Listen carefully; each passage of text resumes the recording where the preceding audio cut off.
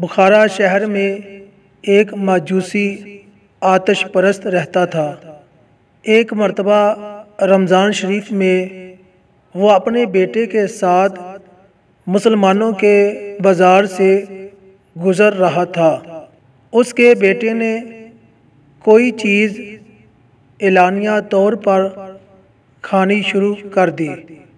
مجوسی نے جب یہ دیکھا تو اپنے بیٹے کو ایک تماچا رسید کر دیا اور خوب ڈانٹ کر کہا، تجھے رمضان المبارک کے مہینہ میں مسلمانوں کے بازار میں کھاتے ہوئے شرم نہیں آتی؟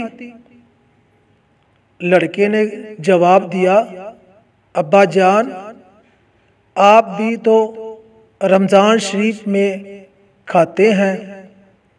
والد نے کہا، ٹھیک ہے، میں بھی کھاتا ہوں، مگر چھپ کر اپنے گھر میں کھاتا ہوں، مسلمانوں کے سامنے نہیں کھاتا اور اس ماہ مبارک کی بے حرمتی نہیں کرتا۔ کچھ عرصہ کے بعد اس شخص کا انتقال ہو گیا۔ کسی نے خواب میں اس کو جنت میں ٹہلتے ہوئے دیکھا تو اسے بڑا تعجب ہوا۔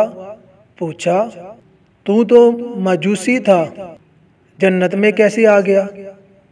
کہنے لگا، واقعی میں مجوسی تھا، لیکن جب موت کا وقت قریب آیا تو اللہ تعالیٰ نے احترام رمضان کی برکت سے مجھے ایمان کی دولت سے اور ماننے کے بعد جنت سے سرفراز فرمایا۔